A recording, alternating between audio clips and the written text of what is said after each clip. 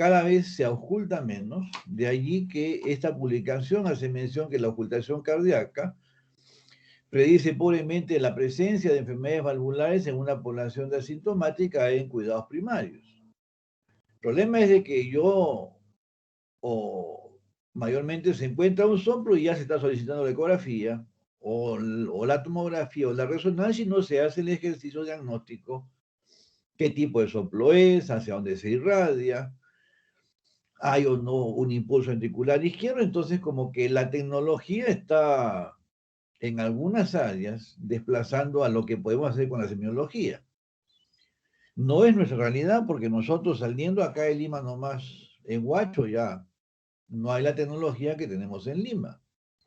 Mucho menos si estamos en la sierra, la selva. Entonces, en nuestro medio todavía publicaciones como esta, en donde dicen que la secuencia clásica de historia, ocultación minuciosa, tiene que ver con un adecuado diagnóstico terapéutico. Ambas son recientes, 2017 y 2018.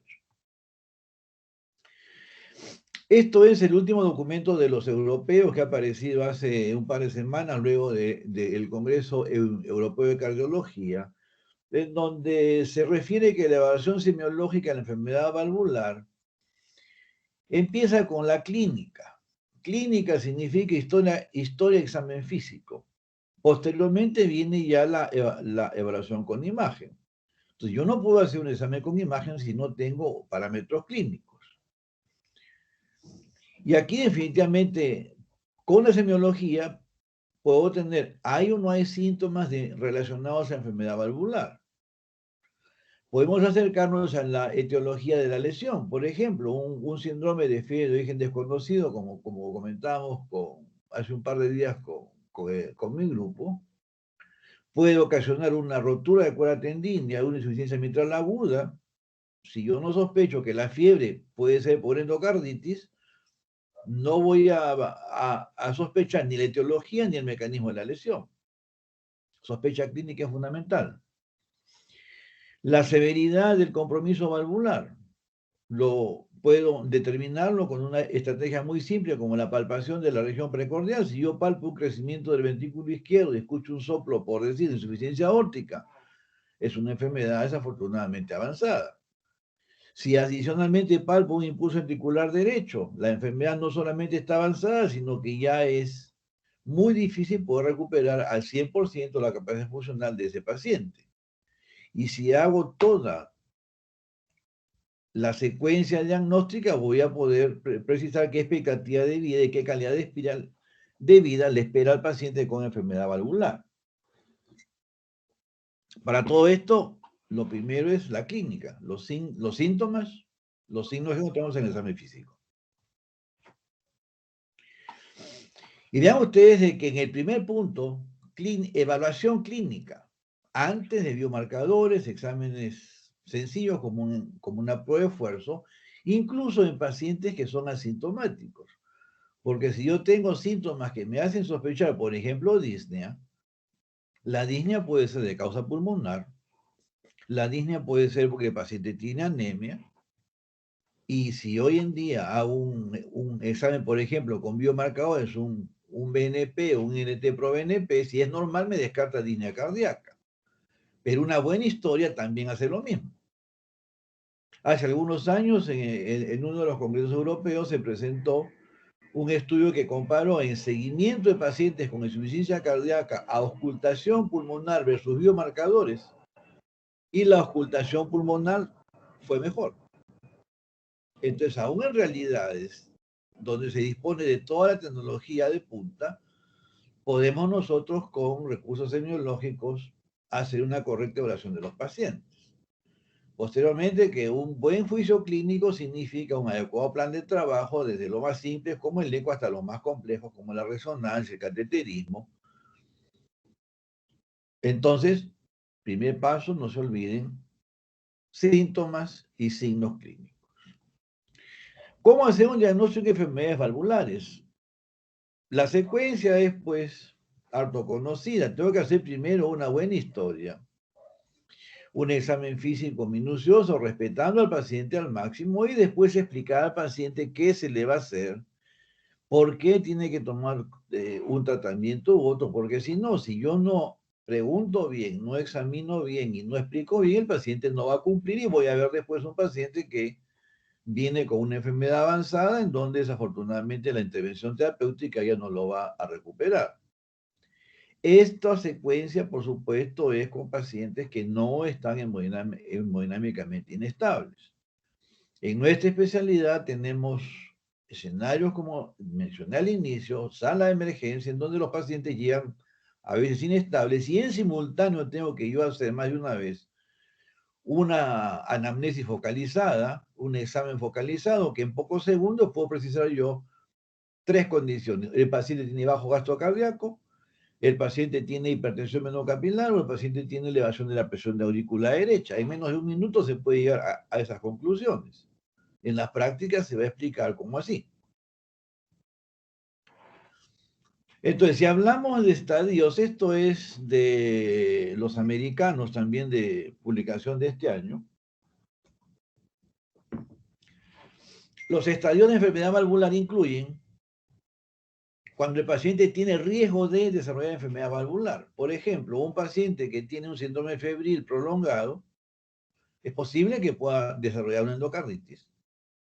Es posible que tenga una fiebre reumática si es un niño, o si el paciente es hipertenso, diabético, es lipidémico, fumador, por condiciones degenerativas puede desarrollar una enfermedad valvular aórtica.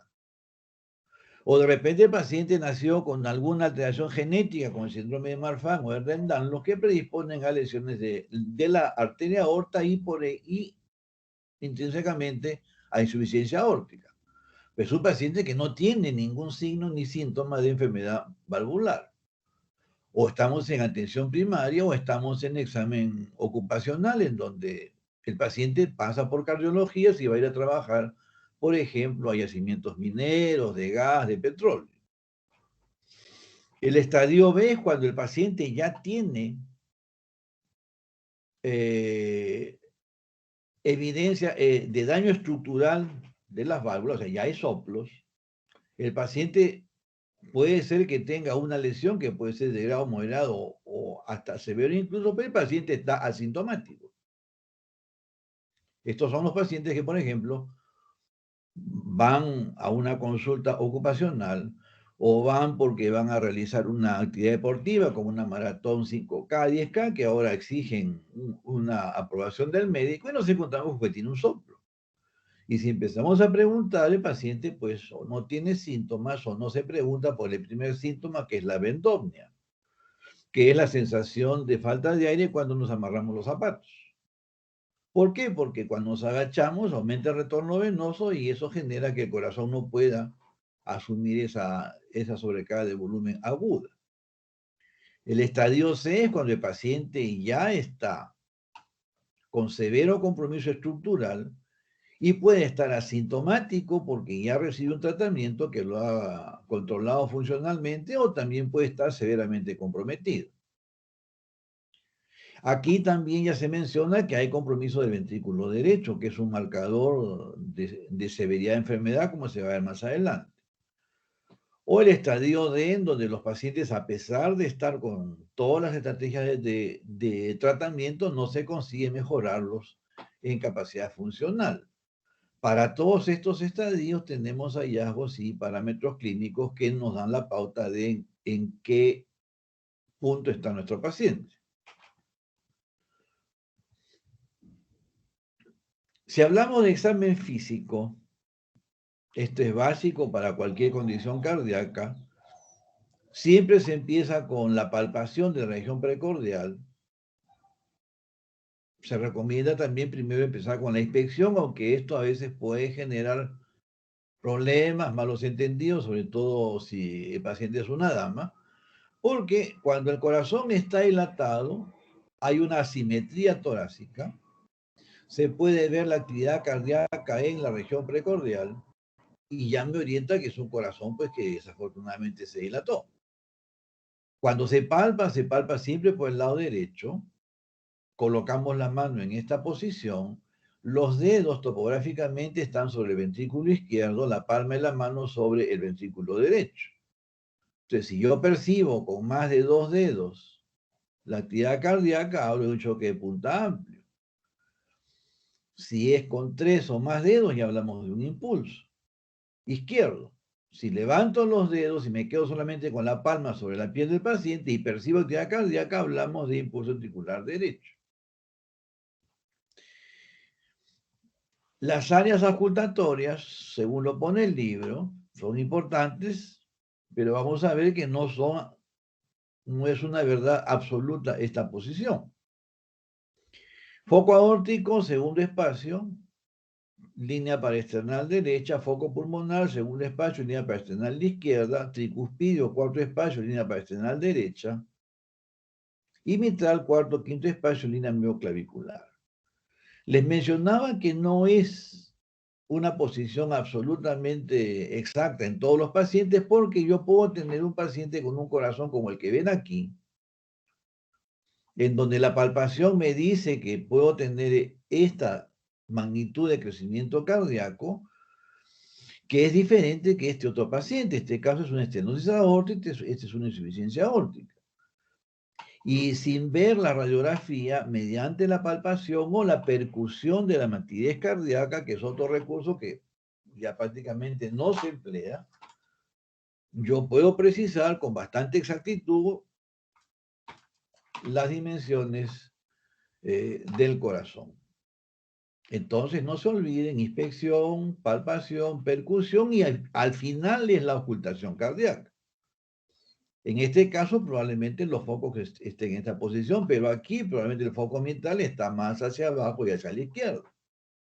Igual el foco tricuspide. Entonces, tratemos de escuchar y reconocer el sonido de las válvulas. En este caso, tenemos este gráfico. El producto principal del corazón es el gasto cardíaco. Y ese gasto cardíaco ocurre, o el gasto cardíaco, mejor dicho, es el volumen que sale por unidad de tiempo del corazón, para el cual estructuralmente el corazón tiene que estar bien. Tiene que tener buena capacidad de recibir sangre, buena capacidad de contraerse, tiene que estar una actividad eléctrica normal y no tiene que haber ninguna lesión estructural. Cualquiera de estas 4 condiciones que se altera va a producir insuficiencia cardíaca. Este es lo básico de lo básico. Una causa que son las que vamos a hablar hoy día, enfermedades valvulares, que yo le identifico por la presencia de un soplo. Si el mecanismo es eléctrico, la irregularidad de los sonidos me orienta a que estoy con una arritmia. Si yo percibo un cuarto ruido, probablemente estoy con una disfunción diastónica. Si escucho un tercer ruido y palpo un impulso ventricular izquierdo, estoy ante una disfunción sistólica. Entonces vean ustedes que con sonidos y palpación yo puedo acercarme al mecanismo de la enfermedad. Recursos semiológicos todos. Existen maniobras como por ejemplo, esta es la maniobra de Harvey, en donde la inclinación en el sentido anterior del paciente magnifica los sonidos de los focos aórtico y pulmonar. Esta es la maniobra de Pachón, paciente en decúbito lateral. Probablemente el día sábado les han mencionado esta maniobra. Se escuchan mucho mejor los sonidos del foco mitral. Sobre todo cuando tenemos soplos de muy baja intensidad, como las estenosis mitrales severas, que casi no producen muy poca turbulencia, pero el paciente está severamente comprometido. Esta es la maniobra de Azoulay, en donde la elevación de los miembros incrementa el retorno venoso y se magnifican los sonidos de los focos del corazón izquierdo. Y finalmente, esta es la maniobra de Valsalva, en donde aumenta el retorno venoso derecho y el paciente se escuchan también mucho mejor los focos de la base. Entonces tenemos maniobras que nos permiten acentuar los sonidos y en esa forma reconocer mejor la lesión que puede tener nuestro paciente. Tenemos que tener presente de que el corazón, cuando es normal, tiene una dimensión, tiene una proporción de cavidades, una morfología de cavidades y unas características estructurales de los miocitos ¿Qué varía si estamos, por ejemplo, ante un estímulo fisiológico que genera hipertrofia? Por ejemplo, el corazón del atleta es diferente en dimensiones que el corazón del que no es atleta, pero los miocitos, una ligera diferencia y una hipertrofia leve. Es muy diferente cuando el estímulo es patológico, sobrecarga de presión o sobrecarga de volumen. Vean ustedes pues que tanto en sobrecarga de presión como de volumen la estructura del miocito varía, mostrada acá en este dibujo. Y podemos nosotros reconocer si estamos con una sobrecarga de volumen. Obviamente la palpación de la región precordial va a ser diferente si estamos con un paciente que tiene un remodelado excéntrico. Poco a poco vamos viendo cómo la palpación, la ocultación nos va orientando hacia qué daño tiene mi paciente. El desafío empieza cuando tenemos que ubicar las lesiones, y este gráfico es fundamental. Porque si yo tengo, por ejemplo, una enfermedad de válvula aórtica, una estenosis aórtica en este corazón que está latiendo, la lesión está ubicada en este punto, es una puerta que no se abre adecuadamente. Si tenemos una insuficiencia aórtica, la lesión está en este punto, pero acá la puerta no cierra adecuadamente en diástole. Entonces tengo una condición que ocurre en un momento del ciclo cardíaco y otra en otro momento del ciclo cardíaco. ¿Cómo reconozco yo si estoy en sístole o estoy en diástole? Palpando la onda de pulso. Todo lo que coincide con la onda de pulso ocurre en sístole. Lo que no coincide con la onda de pulso ocurre en diástole. Así de fácil. Entonces, un primer paso para el examen físico de pacientes cardíacos, a auscultar tomando el pulso. Es la única forma como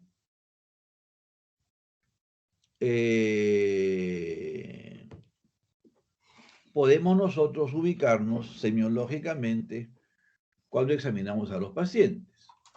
Puedo tener una insuficiencia mitral, como en este caso. Acá la lesión está ubicada a una puerta que no cierra entre el ventrículo izquierdo y la aurícula izquierda.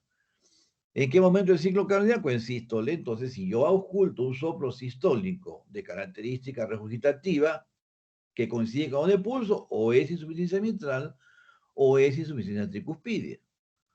O puede ser que estemos con una estenosis mitral. Aquí el problema está igualmente entre la aurícula y el ventrículo, pero la puerta no se abre adecuadamente. Dependiendo del tipo de lesión, va a haber un daño final que es el deterioro funcional del ventrículo izquierdo, que consiste en que la presión al final de la diástole, PDFBI, es presión diastólica final del ventrículo izquierdo, se incrementa. Este incremento de presión se transmite hacia la aurícula izquierda pues aumenta su presión, se genera hipertensión venocapilar pulmonar, que yo la voy a reconocer ocultando los pulmones, presencia de crepitantes. Si no tengo estetoscopio, con la palpación, cuando hacemos la maniobra para la amplexación, que les han explicado en el segmento respiratorio, se percibe como una especie de vibración, y esos son los crepitantes que en este caso expresan que hay demasiada sangre en el circuito venoso pulmonar. Si asistimos a una hipertensión venocapilar pulmonar de muy larga duración, tardíamente aumenta la presión de la arteria pulmonar y aparece una condición para la cual no está diseñada el ventrículo derecho, que es trabajar contra elevada presión. El ventrículo derecho claudica y aparece tardíamente manifestaciones de hipertensión venosa sistémica, es decir, congestión hepática, llenura precoz, edemas, dolor en hipocondrio derecho, que ocultatoriamente lo voy a percibir por un soplo de insuficiencia tricuspidea porque se dilata el ventrículo derecho. Comprenderán ustedes que si estamos haciendo una historia y el paciente está en este estadio que solamente tiene una alteración estructural y no se elevó todavía la presión telediastólica, el paciente no tiene disnea.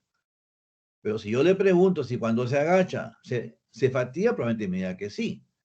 Diferente es la historia cuando el paciente ya elevó presión de aurícula, ya elevó capilar pulmonar, el paciente ya va a tener disnea de esfuerzo, de repente se despierta a medianoche con falta de aire. Y si el paciente ya desarrolló hipertensión pulmonar, me va a referir pues llenura precoz, dolor en hipocondrio derecho, y en vez de disnea va a referir fatiga. Y en el examen clínico voy a palpar un impulso ventricular derecho y posiblemente un soplo sistólico tricuspidio. Entonces vean ustedes que cuando hagamos las historias a los valvulares, tenemos que preguntar por síntomas del primer estadio, síntomas del segundo estadio y síntomas del estadio avanzado de enfermedad. Muy bien, luego de esta introducción breve, que es básico para cualquier enfermedad valvular, empezamos a hablar de la enfermedad de la válvula aórtica. Primero vamos a hablar sobre la estenosis. La válvula aórtica es una estructura que tiene 3 hojas que son como un nido de paloma. La base de los velos son como una especie de semicírculo en donde los velos están insertados. Normalmente son 3, pero algunos pacientes nacen con fusión de 2 velos, la aorta bicúspide. Este es un caso de una válvula genéticamente anormal, una aorta bicúspide. Vean ustedes que la válvula, pues el grosor de las comisuras es muy diferente. La textura del velo es muy diferente. Acá hay imágenes de calcificaciones. ¿Por qué? Porque esta válvula se abre menos y la turbulencia daña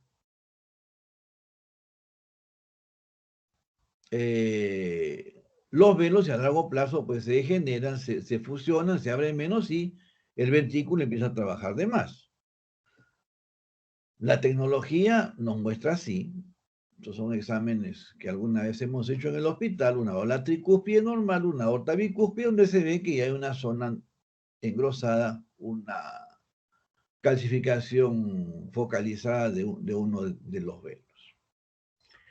La valvopatía aórtica es una de las lesiones más comunes en el adulto. Hablamos de más o menos de 2 a 3% de la población de mayores de 65 años son los que con mayor frecuencia tienen aorta calcificada.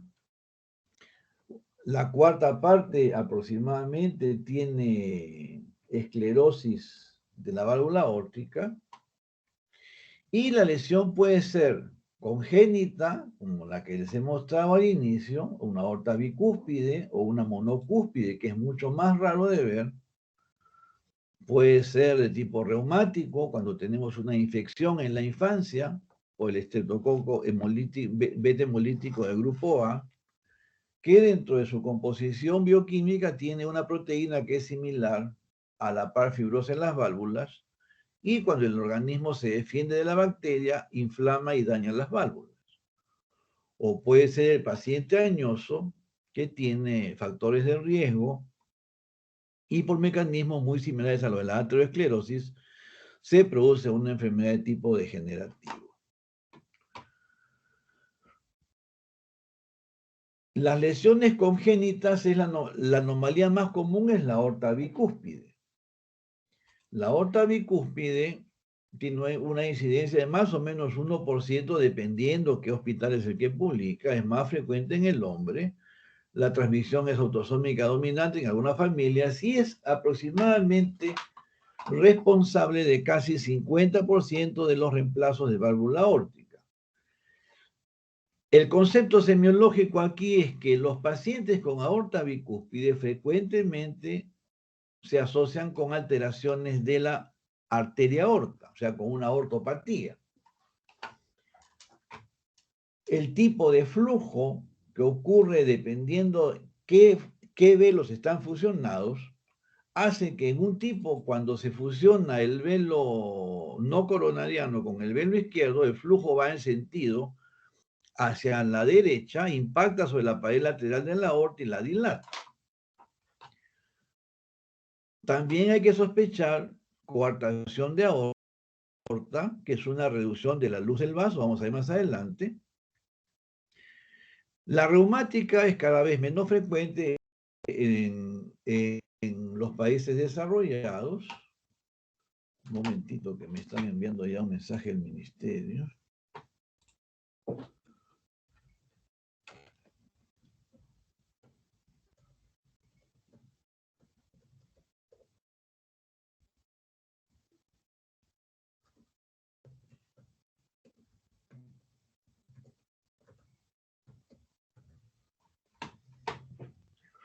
Muy bien, seguimos.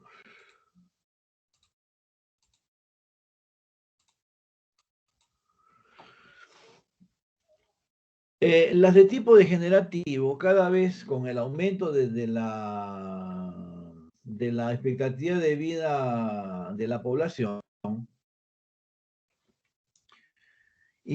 y la presencia de factores de riesgo como hipertensión, dislipidemia, tabaquismo, enfermedad renal, está aumentando significativamente la prevalencia de estenosis aórtica de tipo degenerativo. Y aquí hay una observación de que no está claro si el tratamiento de las condiciones, llámese hipertensión, dislipidemia, tiene que ver con reducción del riesgo de población. Hay algunos estudios de observación, sobre todo que en pacientes hipertensos tratados con moduladores del sistema renina-angiotensina y pacientes con hiperlipidemia tratados con estatinas, la progresión de la válvula aórtica es menos rápida o es más lenta que los pacientes que no tienen estas condiciones y obviamente no reciben estos fármacos. Cuando se han hecho estudios, sobre todo con estatinas, para ver si es cierto o no que reducen la progresión, los estudios no han tenido éxito. La razón es obvia porque son estudios que se diseñaron a 5 años y la progresión de enfermedad pues ocurre por lo menos en 20 o 30. Entonces, yo no puedo comparar un fenómeno que toma 30 años con un estudio que solamente dura 5 años. Pero son observaciones que todavía están por aclararse. Este es un gráfico clásico del Otto Branwell, muy antiguo, del 68, siglo pasado, pero que muestra que el paciente con estenosis aórtica está asintomático muchísimo tiempo. Pero cuando empiezan los síntomas, se cae en esta forma tanto la expectativa de vida como la calidad de vida. Y los síntomas que son angina, síncope y falla cardíaca, si es angina a los 5 años, la mitad se murió. Si es síncope, a los 3, la mitad se murió. Y si es falla cardíaca, a los 2 años, más de la mitad ya se murieron. Entonces, cuando empiezan los síntomas, lamentablemente ya es tarde. Comprenderán ustedes por qué hablé de atención primaria, porque en atención primaria es donde vamos a encontrar al paciente en este momento. Si estamos en el hospital, el paciente va a venir ya cuando está cerca pues, de aterrizar, ¿no? Entonces, la idea es diagnosticar en este momento. Entonces, semiológicamente, ¿qué debemos hacer nosotros con un paciente con lesión valvular aórtica? Primero, identificar qué tipo de lesión es, obviamente. ¿Es estenosis o es insuficiencia? ¿Cuán severa es la enfermedad? ¿Qué repercusión funcional tiene en la cama directamente relacionada? O sea, en el ventrículo izquierdo, en este caso, válvula aórtica.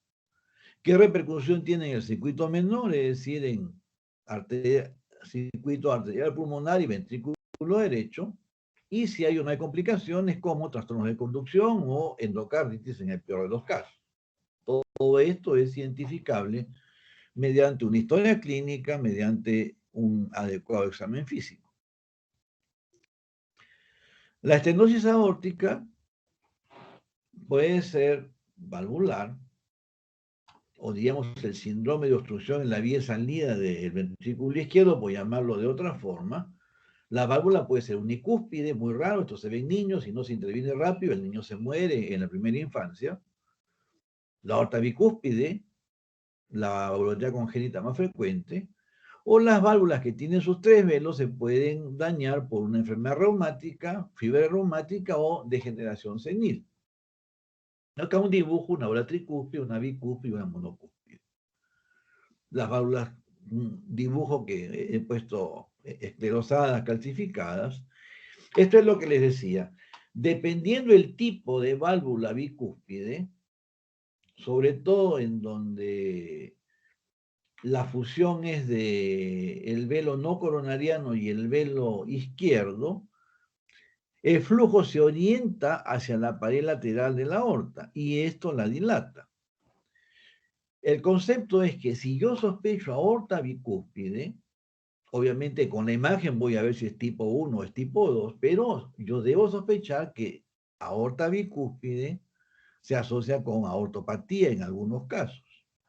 Y si no tengo este concepto, cuando pido los exámenes de imagen, no voy a pedir ni voy a poner atención en si la aorta está dilatada o no, y es catastrófico, mandarás a la operación al paciente y no saber que tengo que también cambiar la aorta. Entonces, no se olviden, aorta bicúspide, sospechar aortopatía. El diagnóstico diferencial de estenosis aórtica, hablando de lesiones valvulares, es la miocardiopatía hipertrófica, en donde hay un engrosamiento del septum interventricular que reduce la vía de salida del ventrículo izquierdo.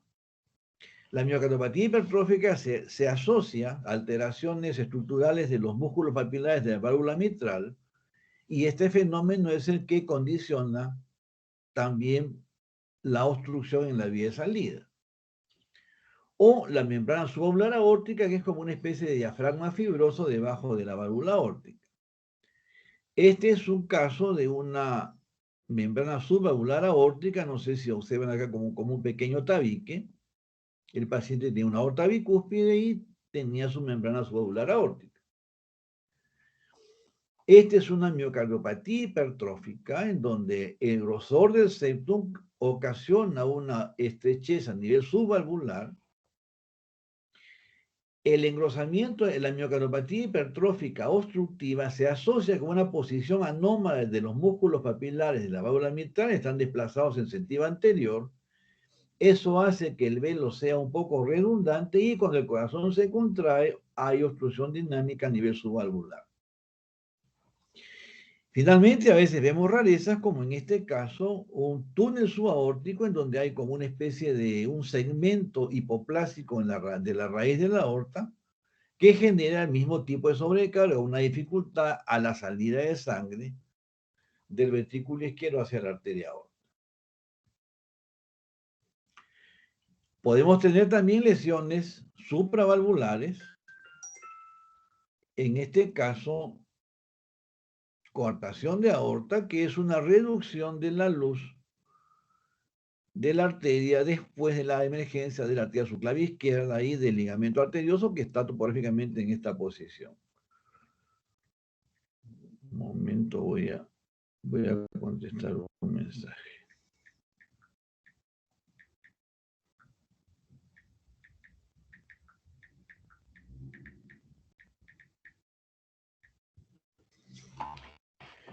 Muy bien. El día sábado me llamaron del hospital y por un caso que habíamos estudiado el 2012, yo tengo la mala costumbre que guardo todos los exámenes que hago y ubicamos en el disco duro que tengo de respaldo un caso de una hipoplasia de la aorta distal. Y la paciente igual tenía engrosamiento de las paredes, o sea, igual que una estenosis aórtica, pero en ese caso la obstrucción era a nivel de la aorta distal. A veces cuando tenemos coartación de aorta, pues la tecnología nos muestra, este es un angiotemporonario, vean ustedes, una estrechez severa de la aorta después del callado, acá una reconstrucción tridimensional. Aquí ven ustedes cómo se reduce notoriamente la luz de la arteria aorta y todo lo que está distalmente queda pues con menos circulación. La naturaleza es sabia. En este caso ha habido un desarrollo muy importante de las arterias mamarias que aportan flujo a los miembros inferiores. En este caso el paciente tenía un soplo paraesternal bilateral producto de la turbulencia en las arterias mamarias. Pero bueno, esta es la tecnología de imagen. Pero si yo no sospecho que aorta bicúspide va con coartación de aorta, no voy a saber pedir ni interpretar estas imágenes. Desafortunadamente, los pacientes con coartación de aorta tienen, entre otras anormalidades, hipertensión arterial secundaria severa, y eso dañó la carótida, que ven acá, estas imágenes blanquecinas, es presencia de calcio, que en este caso ocasionó un accidente cerebrovascular, motivo por el cual el paciente se enteró que tenía la válvula aorta bicúspide y la coartación de la aorta. La fisiopatología de la estenosis aórtica o del síndrome de obstrucción en la vía de salida del ventrículo izquierdo es la que muestro aquí. Una obstrucción en la vía de salida del ventrículo izquierdo genera aumento de la presión sistólica del ventrículo. Tengo que hacer más fuerza para inyectar la sangre. El tiempo de eyección aumenta, el músculo tiene que contraerse más tiempo. La presión diastólica del ventrículo izquierdo aumenta. Eso reduce la presión de perfusión coronaria. La presión en la arteria aorta disminuye. Estas dos condiciones me va a generar aumento de la masa ventricular izquierda y mayor demanda metabólica por el miocardio. Pero uno nace y muere con dos coronarias, entonces definitivamente pues empieza a haber trastornos secundarios a un aporte inadecuado de oxígeno, que en este caso es difusión diastólica. El ventrículo izquierdo no se relaja bien, ¿por qué? Porque hay que ahorrar combustible, y en lo que el miocardio ahorra es bloqueando el gasto en la diástole. El tiempo diastólico está reducido porque hay mayor tiempo de eyección, la presión de perfusión coronaria disminuye, y estos son los mecanismos que inducen isquemia y la disfunción del ventrículo izquierdo. Tardíamente, en años, asistimos a un proceso de destrucción progresiva de los miocitos, reemplazo por tejido fibroso, que tiene que ver con impacto en la evolución natural de los pacientes. Entonces, este gráfico ahora ya lo entendemos. Un corazón normal, un corazón con una sobrecarga de presión patológica, estenosis aórtica, tiene un remodelado concéntrico, mayor gasto energético, y semiológicamente, pues el remodelado concéntrico es diferente que cuando tenemos un remodelado excéntrico. En este caso práctico, observen la sombra de la aorta. Puede ser que sea solamente que la aorta se ha acomodado, porque este es un paciente mayor que ya se ha reducido el diámetro, la dimensión de la columna, pero yo tengo que sospechar en los pacientes con enfermedad valvular aórtica, patología de arteria aorta, si no el diagnóstico no está completo. Y mucho más si en los exámenes básicos me vienen imágenes como la que muestro aquí.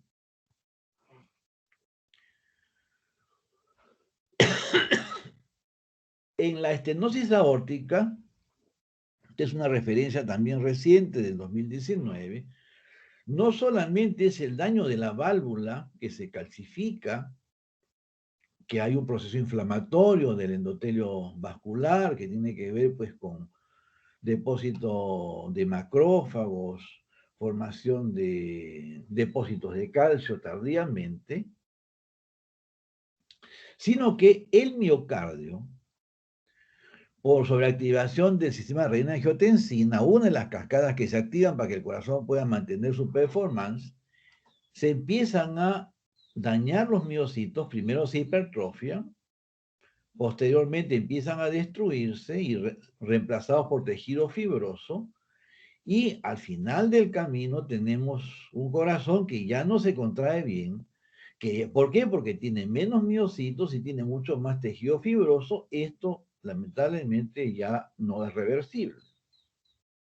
De ahí que el rol del médico en la atención primaria, en la detección precoz de estas lesiones, es fundamental. Este concepto es muy importante. No solamente es la lesión de la válvula, sino la lesión de la cavidad relacionada a la válvula, que es el ventrículo izquierdo. Esto es de febrero de este año.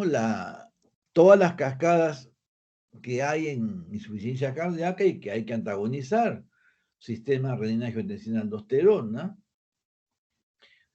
sobreexpresión del tono simpático, una cascada que ahora está muy en boga, la neprilecina, por un medicamento nuevo que ha salido, los que bloquean estos receptores que tienen que ver con la diuresis.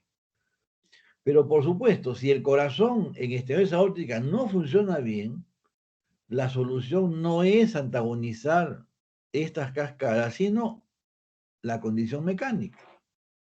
Por supuesto que al corazón tengo que ayudarlo con antagonistas del sistema de angiotensina, antialdosterónicos, beta bloqueadores, los antineprilecina, pero si no cambio la válvula, si no plasteo la válvula, no estoy haciendo nada. Por eso, mucho cuidado cuando empiecen a revisar literatura, falla cardíaca, como la lesión valvular produce falla cardíaca, concepto básico, es una de las causas de, pero diferente es una condición mecánica, se da solución mecánica, cambiar la válvula, o una plastía valvular. Y no sé si mencionaron el día sábado, en insuficiencia mitral, uno de los estudios más recientes de tratamiento de insuficiencia mitral, hubieron dos ensayos, uno que salió bien y otro que salió mal, con la misma estrategia que es intervención percutánea de insuficiencia mitral. Significa intervención percutánea, que sin operación reparamos la válvula mitral. Y lo que marcó la diferencia entre el ensayo que salió bien y el que salió mal es que el músculo del ventrículo izquierdo, en el que salió bien, estaba en buen estado. Y en el que salió mal, estaba en mal estado. Entonces es otra más, para otra lesión, diferente mecanismo, diferente sobrecarga, el daño del ventrículo izquierdo tiene implicancias pronósticas muy importantes. Y no olvidarse que tenemos que estar atentos a diagnosticar si hay o no hay daño estructural del ventrículo izquierdo. Este es un resumen antiguo, pero es lo básico que tenemos que saber de las cascadas que se activan cuando hay disfunción miocárdica, cascadas compensatorias, aumento de prostaglandinas, péptidos natriuréticos, óxido nítrico. El dosaje de estos péptidos es lo que hoy día permite diagnosticar insuficiencia cardíaca por estrategias de laboratorio. O sea, si yo tengo aumento de péptidos, la disnea es de causa cardíaca. Si el péptido es normal, es cualquier causa excepto causa cardíaca.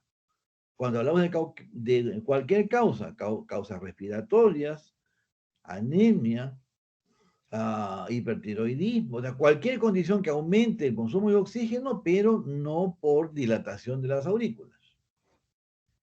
Prostaglandina, vasodilatación, el péptido, diuresis, el óxido nítrico, vasodilatación y antimitogénico, pero la oposición lamentablemente gana y todo lo opuesto, renina-angiotensina, vasoconstricción, retención de agua y sal.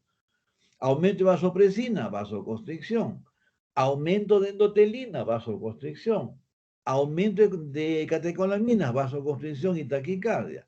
Hormona de crecimiento, radicales libres, daño directo del miocito.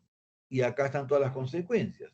El sistema de angiotensina también se asocia a mayor expresión de aldosterona. Y la aldosterona elimina potasio, retiene sodio y crea pues todo un terreno propicio para la aparición de arritmias.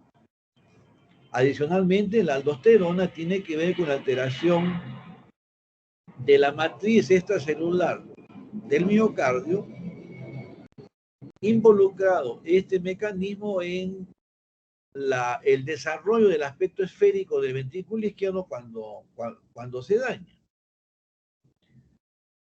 Angiotensina 2, vasopresina, vasoconstricción, o sea, el corazón que no funciona bien, lo hago trabajar contra mayor resistencia y con mayor volumen. Y encima lo daño más. Comprenderán ustedes pues que cuando empieza a haber disfunción miocárdica por una lesión valvular, la activación de todas estas cascadas significa pues que hay un daño progresivo, que la única solución es cortar el mecanismo principal, que es corregir la condición mecánica.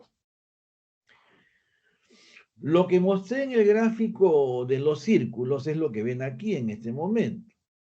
Cuando yo tengo disfunción ventricular izquierda, en el circuito arterial pulmonar va a haber un aumento de neurohormonas locales y sistémicas y aumento de citoquinas locales. Esto hace que a nivel pulmonar, en el endotelio vascular pulmonar, tengamos más endotelina, menos óxido nítrico, inicialmente vasoconstricción, aumento de resistencia. Segundo, remodelado vascular, fibrosis de la capa media y ya es una elevación de la presión pulmonar no reversible.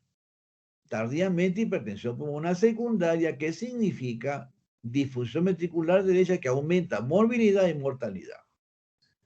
Entonces, palpar un impulso ventricular derecho significa pues que estamos ya en estadio avanzado de enfermedad. Semiología, no tengo que hacer ninguna técnica de imagen para palpar el ventrículo derecho. Momento que me están llamando el ministerio, que todavía no firmo asistencia.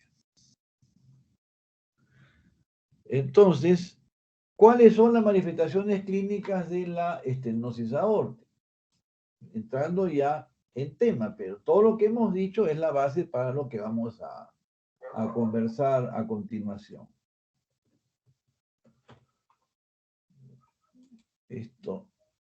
Este documento de asistencia es casi como llenar un testamento siendo millonario, ¿no? Un momento. Entonces, la primera manifestación es la disnea. Y hemos mencionado que ocurre porque el ventrículo izquierdo se torna con una relajación alterada, aumenta la presión de fin de diástole, se transmite a las aurículas y el paciente tiene disnea. Recordar que el síntoma más precoz es la vendopnia, que es sensación de falta de aire cuando el paciente se agacha a ponerse los zapatos, a ponerse las medias, empieza a sentir fatiga. Y eso ocurre porque esa maniobra aumenta el retorno venoso y el corazón no puede recibir súbitamente aumento de precarga. Eso deben haberlo hablado ya en la clase de signos y síntomas, o si no, cuando hagan la clase de signos y síntomas, se va a comentar.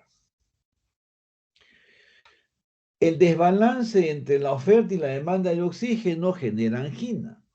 En situaciones de esfuerzo, el paciente empieza a sentir un dolor precordial opresivo, muy parecido al anginoso, al coronario, perdón, se irradia el cuello, al hombro, hacia la espalda, aparece con el esfuerzo, calma con el reposo. Posteriormente viene el síncope, que se produce por dos condiciones. Uno, por incapacidad de incrementar el gasto cardíaco en situaciones de demanda extrema de ejercicio. Por ejemplo, el paciente que está cruzando la pista, cambia la luz, hay irresponsables al volante que en vez de esperar que las personas terminen de pasar, creo que hay también gente irresponsable que cruza justo cuando va a cambiar la luz, todos estamos apurados. El paciente hace una carrerita y cuando se despierta está en el hospital preguntando qué le pasó. Síncope. O, lamentablemente, el daño del ventrículo izquierdo genera arritmias ventriculares que son la otra causa que tenemos que tener en mente de un síncope. Y finalmente, tardíamente, manifestaciones de las cavidades derechas, que son diferentes que las izquierdas. Las derechas producen fatiga, o sea, el paciente puede respirar bien, pero le faltan las fuerzas. El paciente cuando ingiere los alimentos se llena precozmente. ¿Por qué? Porque el hígado congestivo presiona la cámara gástrica y eso hace de que el paciente se llene rápido. Pero si no preguntamos por ese síntoma, el paciente a veces no lo dice. Un momentito, sí llamando al ministerio.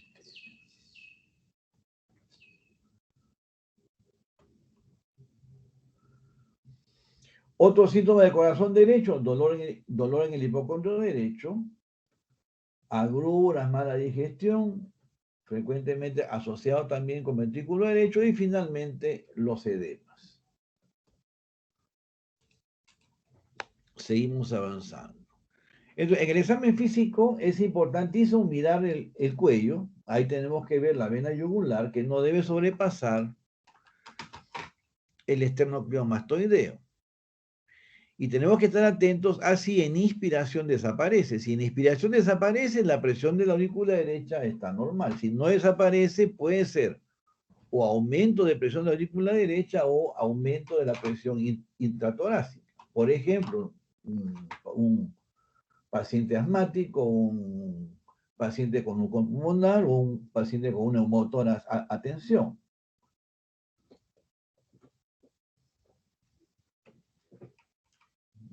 Este formato espero.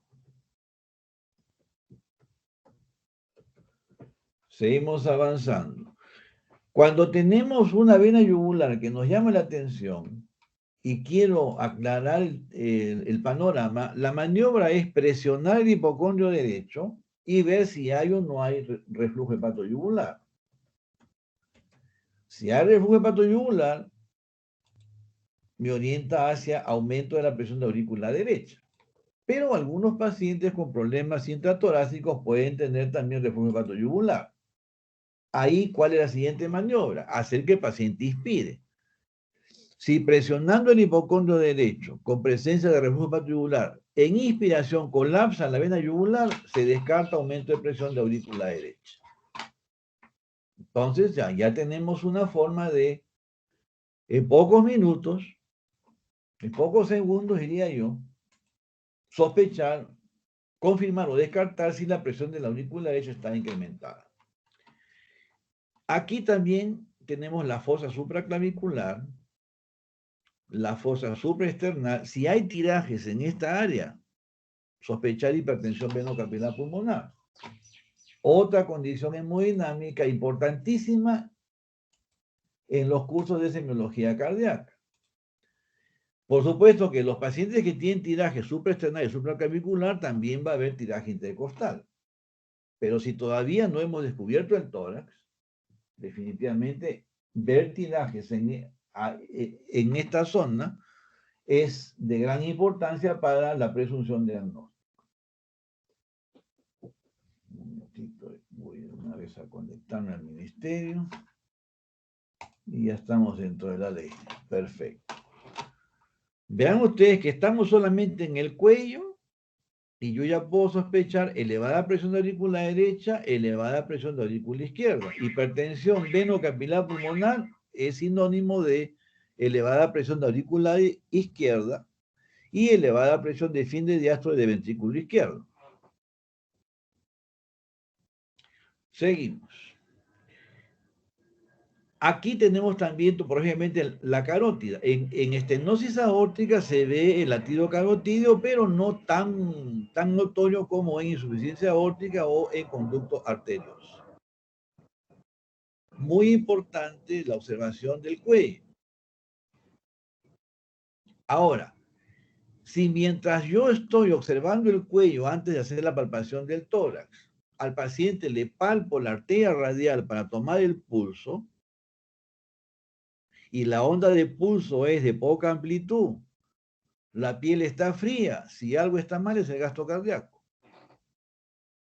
Todavía no he preguntado nada, solamente he visto el cuello, he presionado el hipocondrio, he palpado el pulso radial y ya yo puedo sospechar elevada presión de aurícula derecha, elevada presión venocapilar pulmonar y bajo gasto cardíaco. Comprenderán que si estamos en emergencia, estas pequeñas 3 maniobras son en extremo útiles.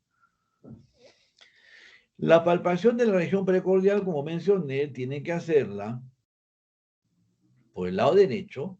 Los dedos palpan el ventrículo izquierdo, la palma de la mano palpa el ventrículo derecho. En estenosis aórtica van a percibir ustedes frecuentemente un choque de punta un poco amplio, por lo menos con 2 dedos. Si el paciente ya tiene un remodelado importante, por lo menos con 3 dedos van a percibir la actividad cardíaca, eso ya se llama impulso. Usualmente nunca está significativamente por fuera de la línea mioclavicular porque el remodelado es concéntrico, salvo que sea una etapa tardía que el corazón se puede dilatar, ¿no? Pero lo frecuente es hipertrofia concéntrica, está ligeramente 1 o 2 centímetros por fuera de la línea mioclavicular, no más. La ocultación del área aórtica, tenemos que estar atentos al foco aórtico y en estenosis la irradiación del soplo al accesorio aórtico hacia el cuello y hacia el ápex. Irradiación característica del soplo sistólico aórtico. Con las maniobras se puede hacer más intenso el soplo con la maniobra de Harvey o con la maniobra de Azulay. En el examen físico que vamos a encontrar, presión arterial normal o baja.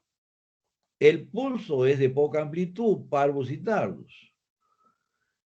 En la virtualidad es muy difícil, pues, explicarles cómo es un pulso parvus y tardus, tienen que palparlo. Pero a menos que ustedes estén en alguna condición que les reduzca el gasto cardíaco, si se palpan la arteria radial en este momento, esa es una onda de pulso normal. Traten de imaginarse la mitad de amplitud de la onda que están percibiendo en este momento, eso es un pulso parvus, o sea, de poca amplitud. Pulso tardus ya es más que un desafío. Una estrategia es correlacionarlo con el segundo, con el primer ruido. O sea, ustedes escuchan el primer ruido, suena como dum. A continuación viene la onda de pulso. Pero tendrían que escuchar corazones sanos y una buena cantidad para discriminar cuánto tiempo tarda desde que suena el dum hasta que uno palpa la onda de pulso. Van a reconocer un pulso tardus desde que suena el dum hasta que aparece la onda de pulso, que es un poco más tardío. Pero la poca amplitud, eso sí es más sencillo de reconocer. En el cuello se va a ver el latido carotídeo visible. La vena yugular, si el paciente está hemodinámicamente no controlado, se va a ver infiltración yugular. En los pulmones, presencia de crepitantes, dependiendo del estado funcional. Pacientes estables, a veces solamente crepitantes en la base o ausencia de crepitantes. Compromiso leve, tercio inferior, moderado, 2 tercios inferiores, severo compromiso en los 3 tercios, cara anterior y posterior. Adicionalmente, mencionarles de que en el pulmón puede haber hiperreactividad bronquial y el paciente tener sibilancias y expiración prolongada, y esto nos puede confundir con un acceso de asma. Por eso hay un concepto semiológico que le llaman asma cardíaca. Pero el concepto es de que el asma cardíaca es por elevación de la presión capilar pulmonar. No es solamente por broncoespasmo. En la región precordial ya mencionamos un impulso ventricular izquierdo. Va a haber un tril a la palpación dependiendo la severidad de la turbulencia. Auscultatoriamente un soplo sistólico eyectivo, increscendo, decrescendo, mesosistólico. Por lo general, más allá de grado 3/6, hay un cuarto ruido. Y en el abdomen, dependiendo si hay compromiso ya del circuito menor, vamos a tener hepatomegalia, puede haber esplenomegalia, puede haber ascitis, signos de hipertensión venosa sistémica. Este es un dibujo de la onda de pulso. La onda de pulso que han palpado ustedes, si hicieron el ejercicio palpándose el pulso, más o menos podemos dibujarla así. Un pulso parvus y tardus es una onda de menos amplitud que llega más tarde. Entonces, cuando se hable en práctica de ciclo cardíaco, les van a mencionar que acá está el primer ruido, acá está la onda de pulso, la sístole, y acá está el segundo ruido.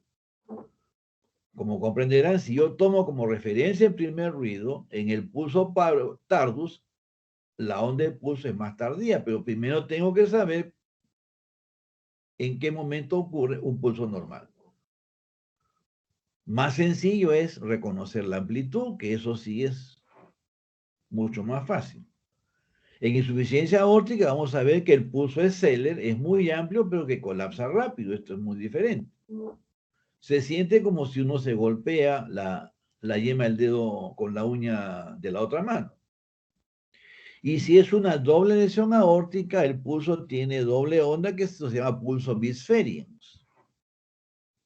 Entonces, pulso normal, parvus y tardus, estenosis aórtica, Zeller, insuficiencia aórtica, bisferiens, doble lesión aórtica, a predominio de insuficiencia. Seguimos avanzando. Entonces, este es un gráfico del ciclo cardíaco. No hay tiempo para explicarlo todo. Acá lo sencillo, que acá tenemos el primer ruido, el segundo ruido, el cuarto ruido, el tercer ruido. El soplo está precedido de un chasquido de apertura cuando la válvula está flexible. Si la válvula tiene fusión de comisuras, pero aún no se calcifican, tenemos un clic de eyección o un chasquido de eyección. A continuación, un soplo sistólico increscendo, decrescendo, rasposo, áspero, que coincide con la onda de pulso. Entonces, si la pregunta es, ¿cómo identifico un soplo sistólico? Coincide con la onda de pulso. ¿Cómo sé si es sistólico o regurgitativo? Porque suena como les han descrito el sábado el soplo de insuficiencia mitral. ¿Cómo sé que es sistólico eyectivo, que es el que estamos hablando ahora? Porque es increscendo, decrescendo, rasposo, áspero. En otras palabras, suena más o menos así. Igualito como cuando uno se resfría y no tiene pañuelo, así suena el soplo sistólico eyectivo. El sistólico regurgitativo es muy diferente, es otro sonido, pero los dos coinciden con onda de pulso. Entonces, vamos viendo que no es tan difícil reconocer los sonidos. La fisiopatología, este es un corazón sano. El problema, la válvula que no se cierra, que no abre bien. La consecuencia, remodelado de la cavidad que sufre impacto hemodinámico, en este caso el ventrículo izquierdo. Y vean ustedes, pues se engrosó la pared, la válvula no abre bien y ya no se contrae bien el ventrículo. ¿Por qué? Porque es un ventrículo que ya lamentablemente tiene componente fibrótico. En este estadio ya se elevó la presión de la aurícula izquierda, ya se transmitió en sentido retrógrado, apareció hipertensión venocapilar pulmonar.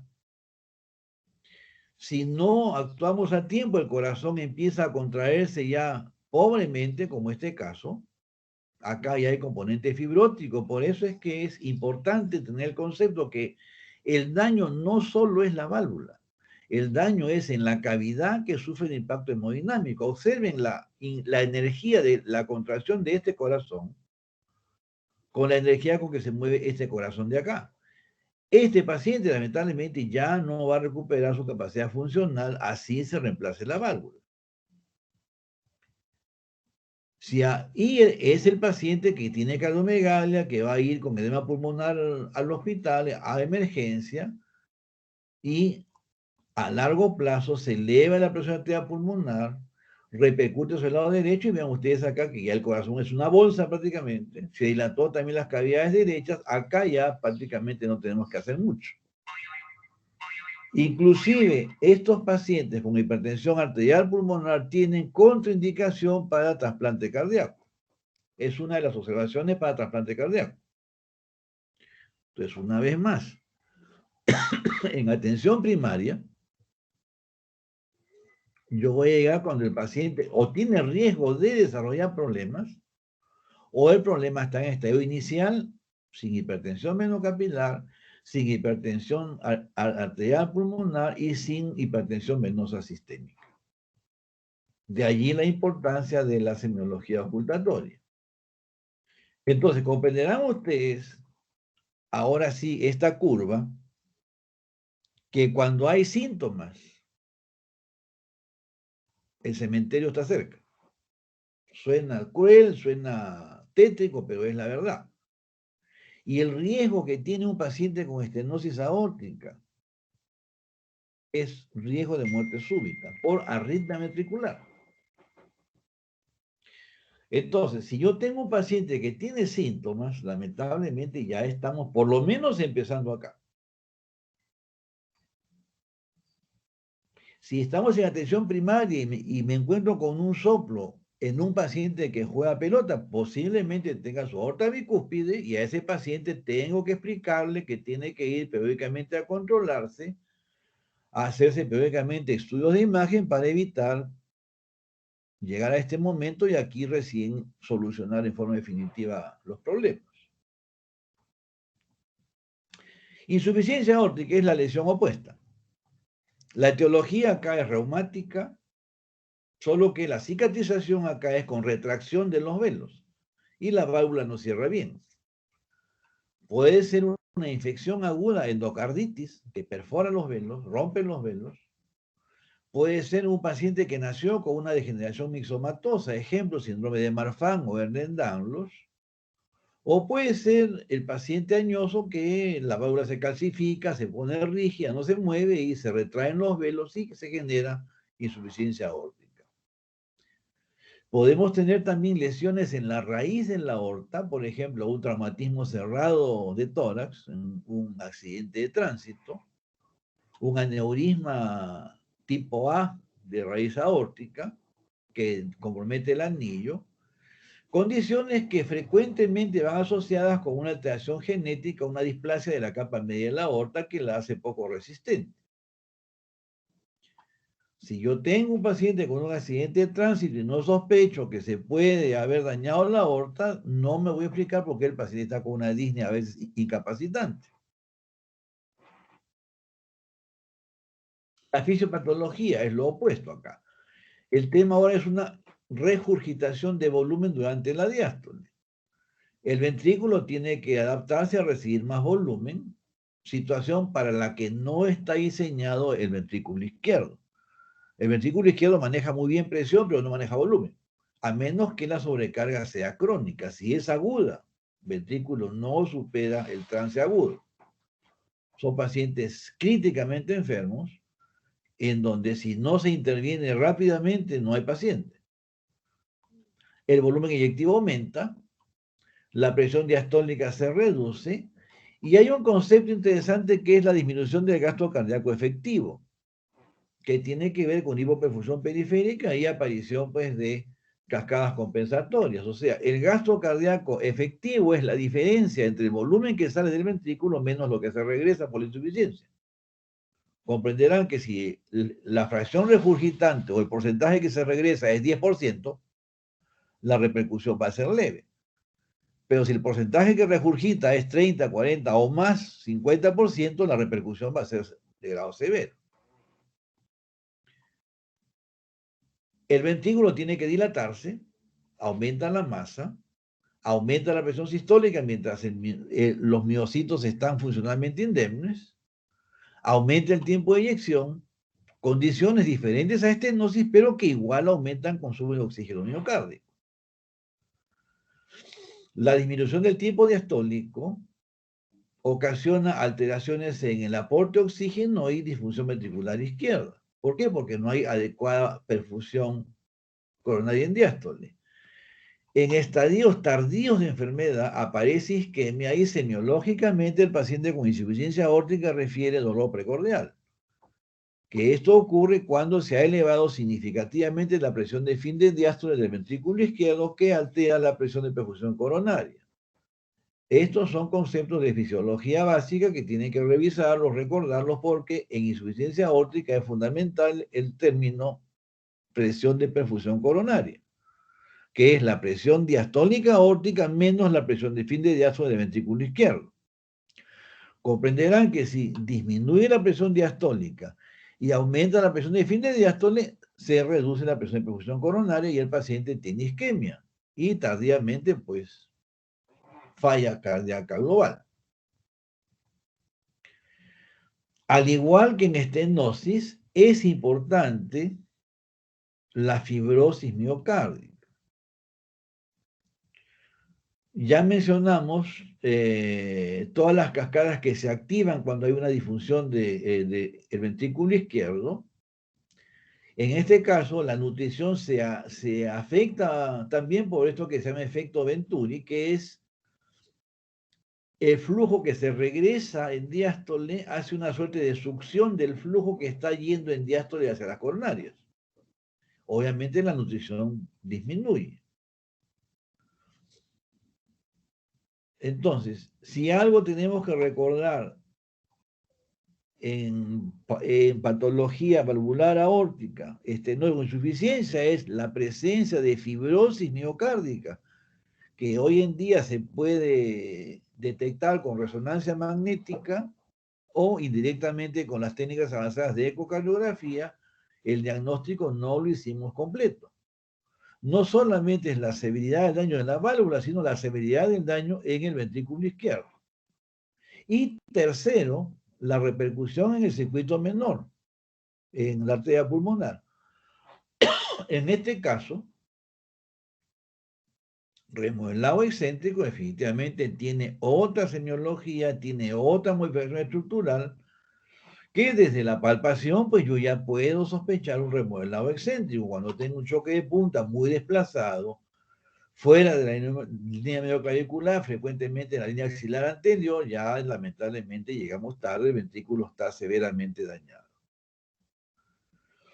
Las manifestaciones clínicas, aquí es muy diferente un paciente agudo, que por ejemplo tiene una endocarditis, se rompe la válvula aórtica y súbitamente aparece una insuficiencia severa.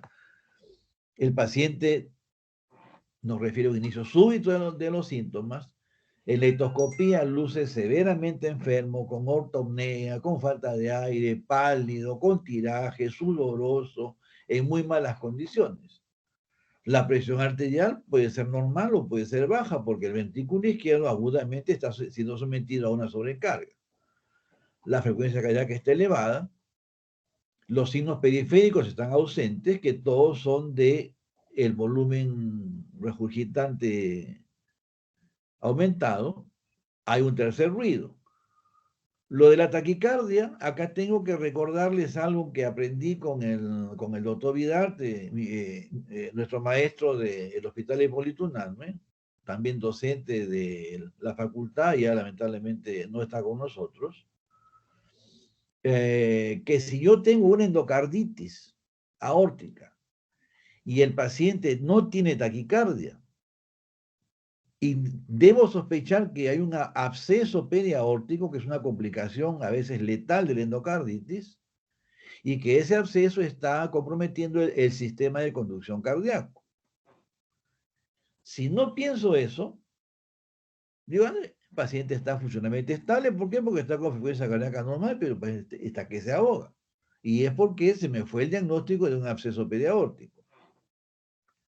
El paciente con endocarditis aórtica, insuficiencia aórtica aguda, sí o sí tiene que estar en taquicardia. Si está en bradicardia, cuidado, puede ser que tenga un absceso periaórtico, complicación de la endocarditis. En cambio, el crónico es el paciente que va a la consulta porque nos refiere de que cuando cruza los brazos siente que el corazón le late muy fuerte, o cuando se echa en decúbito lateral izquierdo percibe los latidos cardíacos de una forma inusual. El compromiso en ectoscopía, el paciente a veces no luce agudamente enfermo, está respirando bien. Es llamativa, sí, la danza arterial en el cuello. La presión de pulso, diferencia entre presión sistólica y diastólica, es amplia. 160/40 de presión, por ejemplo. La frecuencia cardíaca es variable dependiendo el estadio funcional. Y los signos periféricos son marcados. Vamos a ver a continuación estos signos. Y tenemos un tercer ruido debido a la sobrecarga de volumen. Las manifestaciones clínicas, disnea, expresión de elevación de presión de fin de diástole de ventrículo izquierdo, o hipertensión venocapilar pulmonar. Palpitaciones, la percepción de que el corazón está latiendo de una forma diferente porque el corazón se dilató. Tardíamente, dolor precordial, no se olviden, dolor precordial e insuficiencia aórtica es igual a estadio final de enfermedad, o casi el último capítulo. Y manifestaciones de insuficiencia cardíaca derecha, garantizado que es el último capítulo. Lamentablemente, cuando aparecen los síntomas, el paciente ya está muy avanzado de enfermedad. Yo he visto más de una vez pacientes que en meses la función ventricular ha caído de 60% a 30%. Meses, o sea, marzo, junio, marzo, agosto.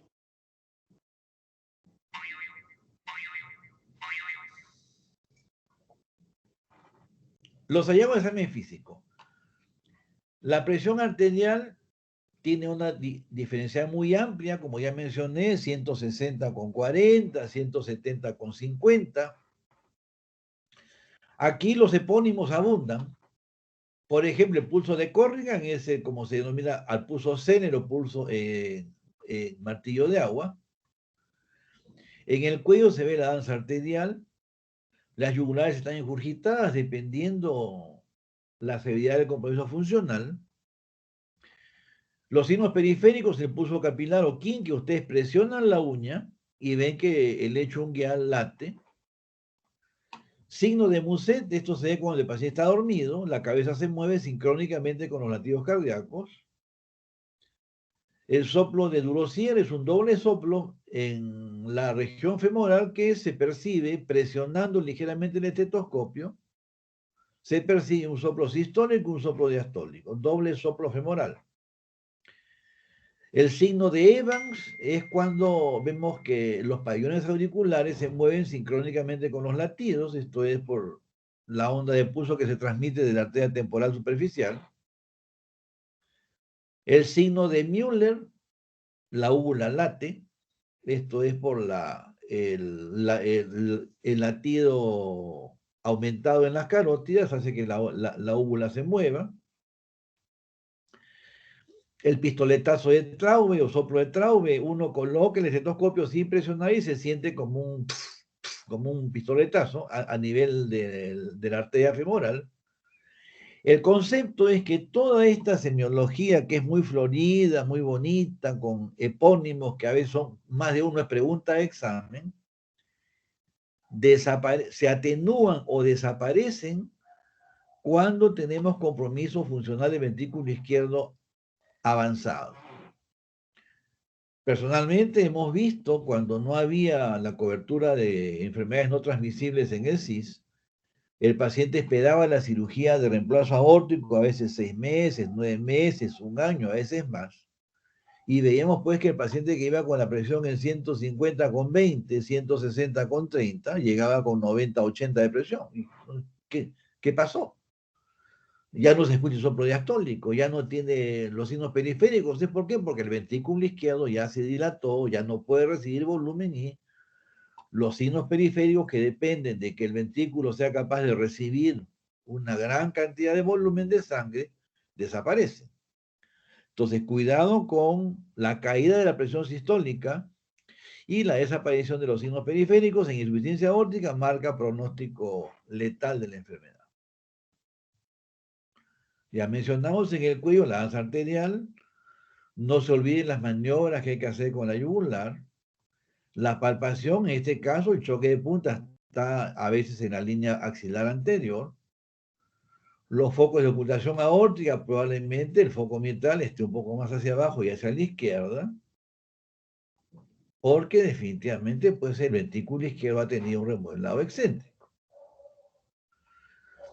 El soplo se irradia hacia el ápex y la sobrecarga de volumen hace que tengamos un pequeño soplito sistólico eyectivo irradiado al cuello.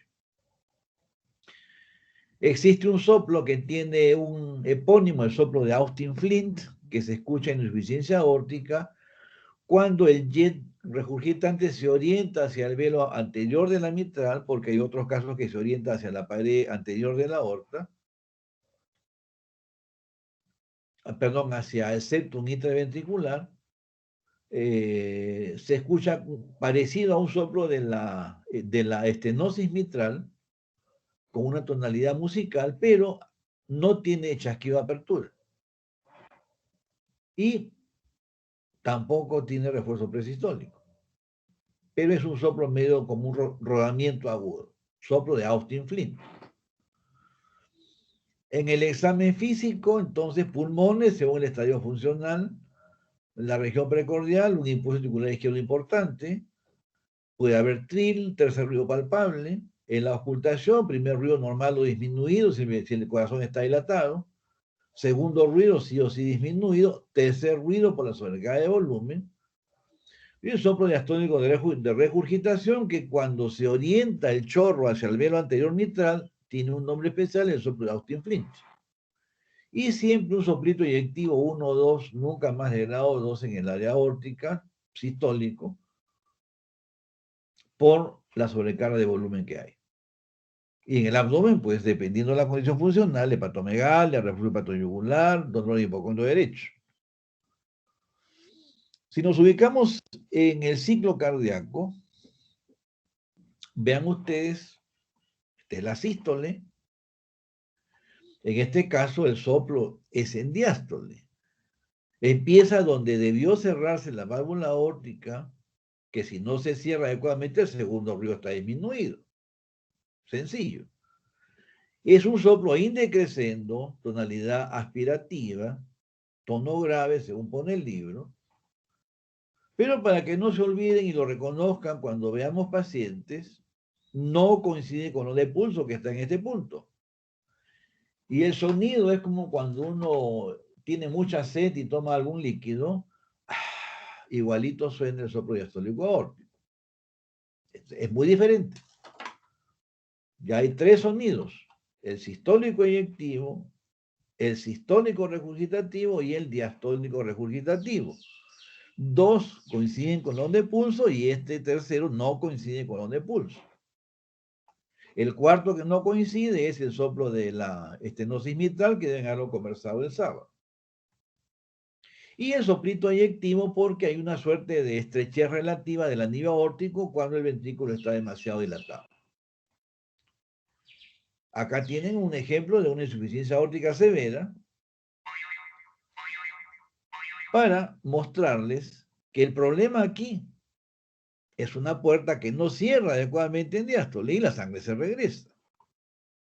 ¿Qué cavidad sufre el impacto hemodinámico de la lesión? El ventrículo izquierdo. Por el volumen regurgitante se daña el ventrículo izquierdo. Se dilata si es una insuficiencia crónica progresiva. Si es aguda, no hay tiempo para estar remodelado. Si se eleva la presión de el ventrículo izquierdo, perdón, el volumen regurgitante se suma al volumen que fisiológicamente viene del pulmón. Este volumen aumentado es que produce todos los signos periféricos que hemos dicho. Cuando el ventrículo izquierdo se daña, disminuyen estos signos periféricos o incluso desaparecen. O sea, en el seguimiento es importante reconocerlos porque si desaparecen es que tienen un daño severo del ventrículo izquierdo. Si el ventrículo izquierdo está muy dañado, se eleva la presión de la aurícula, se transmite retrógradamente al circuito venocapilar pulmonar, a la arteria pulmonar y tardíamente tenemos pues hipertensión venosa sistémica. Otro mecanismo, otro remodelado, la misma evolución natural. Comprenderán ustedes por qué hicimos en la introducción la importancia que tiene buscar semiología del circuito menor. Porque si no lo busco, se me va un marcador pronóstico importante en cualquier enfermedad cardíaca. Por ejemplo, vean ustedes, este es un ventrículo izquierdo, una insuficiencia aórtica leve. El ventrículo, pues, trabaja muy bien. Esta es una técnica que se llama Doppler. La señal de flujo es tenue, insuficiencia aórtica leve. Vean ustedes acá, es mayor el flujo que se regresa, pero el ventrículo todavía puede mantener un adecuado gasto cardíaco. Mayor severidad, la señal es pues, más intensa, los signos todos son más intensos. Vean acá, que el ventrículo ya no se mueve bien, la señal de flujo pues es menos intensa y desaparecieron los signos periféricos. Esta es la aorta abdominal y esto es en forma gráfica lo que es el gasto cardíaco efectivo. Esta es la onda de flujo que cruza el diafragma y va hacia el tronco celíaco, hacia las arterias renales, hacia las femorales, por mencionar algunas ramas de la aorta abdominal. Y esta señal es el flujo que se regresa, porque la bola aórtica no cierra bien. Comprenderán ustedes que si el flujo que se regresa es parecido al que va hacia adelante, pues la nutrición de los órganos periféricos está severamente comprometida. Entonces, gasto cardíaco efectivo, diferencia entre flujo anterógrado menos flujo retrógrado. La evolución natural de la insuficiencia aórtica es casi copia fiel de la estenosis. Paciente asintomático muchísimo tiempo, Cuando desarrolla síntomas, se cae igual que en la estenosis. Los síntomas acá son insuficiencia cardíaca y tardíamente angina. Y el pronóstico de cada síntoma es el que ven acá. Insuficiencia cardíaca, 5 años, la mitad se fue. Angina, 2 años, la mitad se fue. Y el riesgo acá es daño miocárdico irreversible. De allí que el gráfico es de la revista Nature, que pone fibrosis como un punto importante, es lo que genera este daño miocárdico irreversible. Entonces, hasta ahora tenemos un concepto básico que es valorar cuán severa es la lesión valvular en cuanto a alteración estructural y no olvidarse cuán severo es el daño del ventrículo izquierdo. Y tercer concepto, hay o no hay compromiso del circuito menor. Si no hice detección o evaluación de estos 3 puntos, la historia, el examen físico y el juicio semiológico y fisiopatológico no es correcto. Concepto importante, el término de hipertensión venocapilar, hipertensión pulmonar. Este es el alveolo. Hipertensión precapilar es todo lo que ocurre antes del pulmón. Llámese arteria pulmonar, ventrículo derecho, aurícula derecha, venas cavas, hacia atrás. Y cuando hablamos de poscapilar, es lo que ocurre después del capilar pulmonar. O sea, obstrucción en venas pulmonares, por ejemplo, corazón triatriatum, drenaje anómalo de venas pulmonares. Vamos a hablar de eso el día cuando hablemos de congénitos. Estenosis mitral, compromiso funcional de ventrículo izquierdo. Entonces, las lesiones valvulares que les estoy comentando ahora producen hipertensión pulmonar postcapilar. Y acá está. Postcapilar, lesiones del corazón izquierdo. Hay infinidad de causas de hipertensión pulmonar, pero la que nos interesa es que las enfermedades del corazón izquierdo producen hipertensión pulmonar postcapilar. Ahora, si hablamos de hipertensión pulmonar, acá tienen pues infinidad de patologías que si yo señalo cuáles producen hipertensión pulmonar y quién las ve, vean ustedes. Enfermedades del colágeno, ¿quién la ve? El reumatólogo. Hipertensión portal, la ve el gastro. Síndrome de inmunodeficiencia, el infectólogo. Anorexígenos, el endocrinólogo. Nosotros vemos esto acá. Enfermedades del corazón izquierdo, aurícula izquierda, ventrículo izquierdo. El neumólogo, enfermedad pulmonar obstructiva crónica, enfermedad pulmonar intersticial. Embolia pulmonar, acá está el oncólogo, el flebólogo o el infectólogo, porque a veces hay embolismo de parásitos. Alguna vez hemos visto embolia por paragonimios. Entonces, independientemente del escenario que yo esté, a ocultar el área tricuspidea, a ocultar el área pulmonar, me va a permitir hacer un diagnóstico de una complicación de muchas enfermedades que es hipertensión pulmonar. Entonces, la semiología cardíaca, pues, está por cualquier especialidad en la medicina. Esto es, yo puedo tener lesiones valvulares, cortocircuitos o enfermedad pulmonar primaria, todo me va a repercutir secundariamente en las cavidades derechas. Entonces, no se olviden, cuando tengan ustedes lesiones valvulares, cortocircuitos, pensar de que la secuencia es daño del pulmón que secundariamente va a generar hipertensión venocapilar pulmonar, hipertensión arterial pulmonar y compromiso de las cavidades derechas. Y la historia deben hacerla buscando signos y síntomas de todo. Valvulopatía pulmonar, penúltimo tema. La estenosis pulmonar definitivamente es una condición mayormente congénita. Entonces, hablamos aquí, que es una referencia del 2013, que conforme avanzan los recursos diagnósticos en el tiempo, la posibilidad de estudiar niños pequeños es más factible y la prevalencia aumenta. Dependiendo las etnias, también hay diferencias, por eso es importante ver de qué procedencia son los ensayos o los números que estudiamos. Pero el concepto es que estenosis pulmonar mayormente es asociada a condiciones de tipo genético. Al igual que en la estenosis aórtica, tenemos lesiones a nivel valvular, subvalvular, supravalvular, de tipo congénito, y las adquiridas. Reumático es en extremo raro. Y una condición también bastante poco frecuente, el síndrome carcinoide, que es un tipo de neoplasia originado en las células argetafines del intestino, compromete la válvula pulmonar, tricúspide, ventrículo derecho. En la estenosis pulmonar, estos son dibujos míos, esta es una válvula normal. Arteria pulmonar, ramas, válvula, tracto de salida, que es muscular en el ventrículo derecho. Podemos tener estenosis valvular.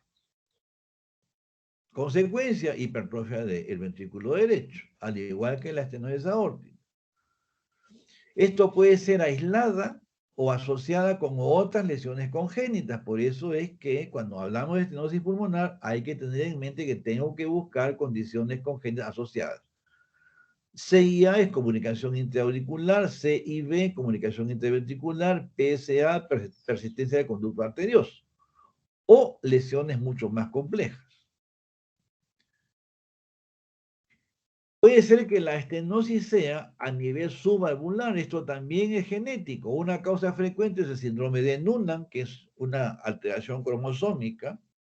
Síndrome de Turner también puede haber, que son alteraciones cromosómicas. O sea, el tema genético muy ligado a obstrucción valvular o subvalvular pulmonar. A veces lesiones un poquito más complejas, como la tetralogía de Fallot, que vamos a conversar en la última clase. Tetralogía son 4 lesiones. Comunicación entre los dos ventrículos, una. La aorta cabalga los dos ventrículos, o sea, si el ventrículo derecho se conecta con la aorta, sangre no oxigenada en el territorio sistémico, el paciente es moradito, cianótico. Tercera lesión, estenosis subvalvular pulmonar, y cuarta lesión, hipertrofia del ventrículo derecho, por eso se llama tetralogía de Fallot. Uno de los componentes, estenosis subvalvular pulmonar.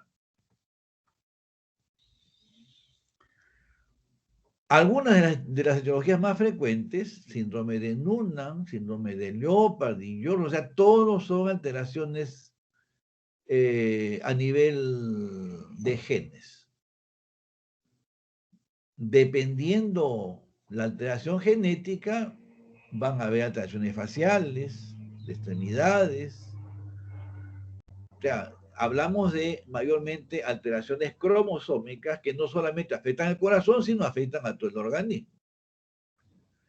Lo que preocupa es de que cuando tenemos nosotros estas condiciones genéticas, no solamente es la válvula, sino tenemos estenosis periférica de ramas pulmonares, hipoplasia de arteria pulmonar. Entonces son ya condiciones que tienen un grado de complejidad mayor, que ya son prácticamente patrimonio de un instituto especializado. Pero como médico de atención primaria o médico de hospital general, si yo tengo un niño que tiene algún aspecto como hipertelorismo, el cuello corto, o sea, cualquier polidactilia, tengo que sospechar de que probablemente tenga alguna condición cardíaca y tengo que estar atento a escuchar el corazón.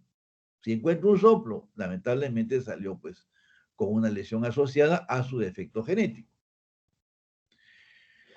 Cuando tenemos alteraciones de hipoplasia de tronco o ramas de arteria pulmonar, casi siempre hablamos de lesiones complejas.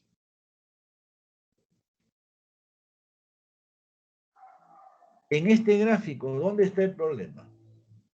El problema está en una puerta que no se abre adecuadamente entre el ventrículo derecho y la arteria pulmonar.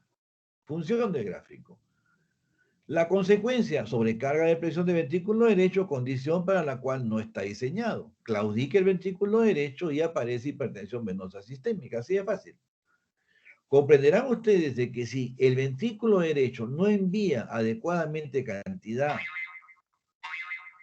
de sangre a los pulmones, el retorno venoso está disminuido y el gasto cardíaco sistémico va a estar disminuido.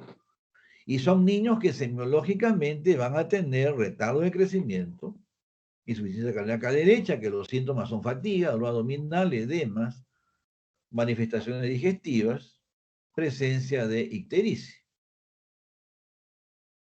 Acá la yugular va a estar pues notoriamente visible, reflujo hepatoyugular sí o sí, impulso ventricular derecho, es decir, la palma de la mano es la que va a percibir la actividad cardíaca y los signos fundamentales a nivel del foco pulmonar, con la característica peculiar que el soplo se irradia hacia la espalda, no se olviden. Diagnóstico diferencial de soplo en la espalda, coartación de aorta. Que coartación de aorta también va con problemas genéticos. El problema genético amerita pues una evaluación mucho más minuciosa, acuciosa y sobre todo sospechar, porque si no sospecho, se me va el diagnóstico. Examen físico, presión arterial normal o baja, pulso parvus por el bajo gasto. Pulmones no tiene por qué haber estertones porque no hay hipertensión venocapilar pulmonar. Puede haber sí derrame pleural porque el paciente tiene pues hipertensión venosa sistémica. En el corazón, impulso ventricular derecho, un clic de eyección sistólico pulmonar si la válvula está flexible, un soplo sistólico eyectivo en área pulmonar que se irradia hacia la espalda, presencia de cuarto ruido derecho. El cuarto ruido derecho lo van a escuchar en vecindad al foco tricuspidio, a diferencia del cuarto ruido izquierdo que lo perciben en vecindad al foco mitral. Entonces, hay cuarto ruido derecho y cuarto ruido izquierdo, dependiendo qué paciente estamos examinando, no se olviden. En la insuficiencia pulmonar, esto ya es el último tema.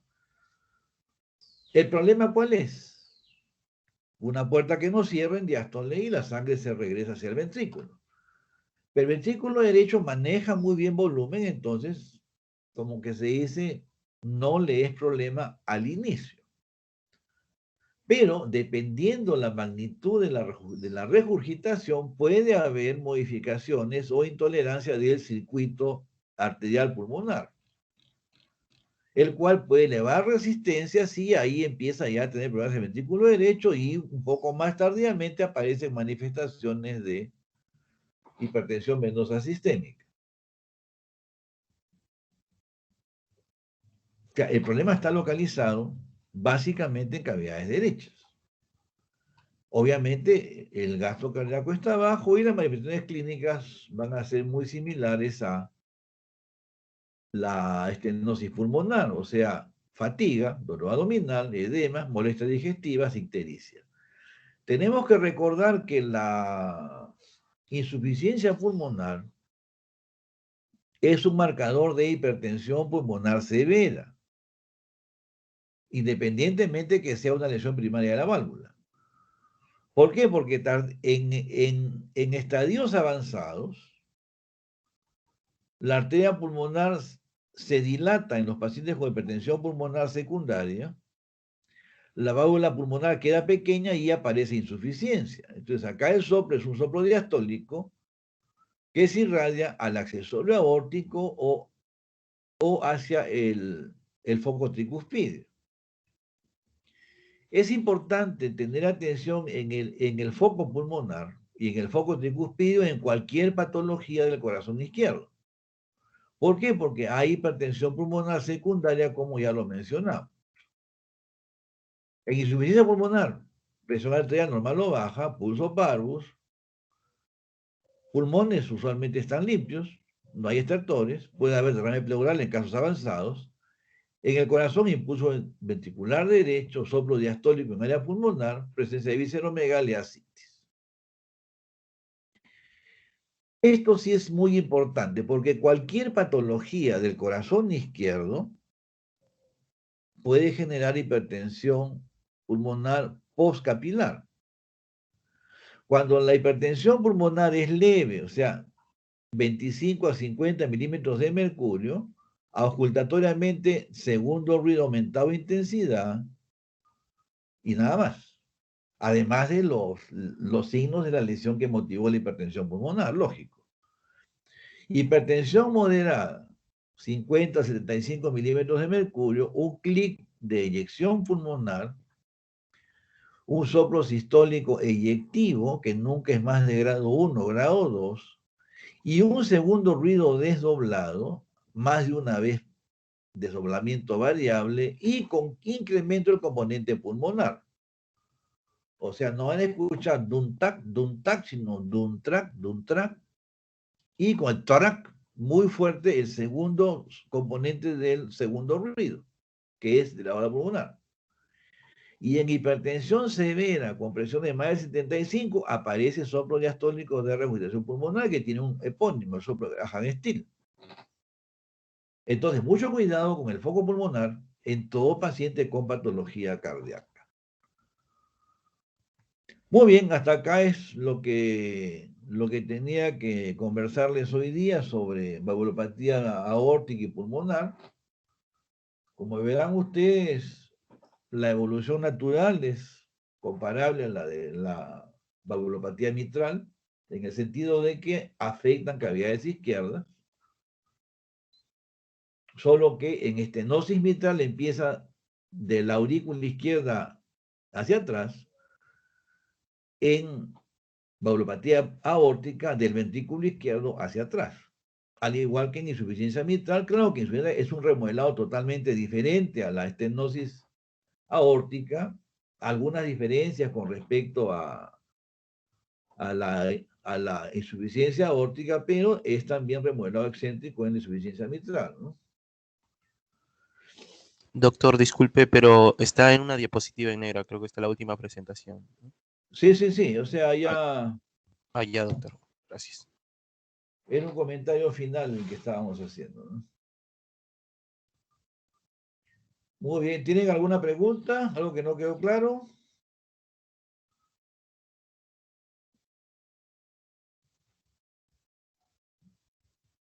El día sábado puse la presentación en el Teams, en el icono de materiales de clase, ahí pueden encontrarla. Es un poco pesada por los videos, no subía el PowerPoint. Pero he modificado las animaciones para que se pueda ver toda la información. Se pueden ver también las referencias bibliográficas ahí en los slides para que las puedan buscar y ampliar la información, ¿no? Muchas gracias, doctor. Muy bien, entonces, a las 9 continuamos con el grupo.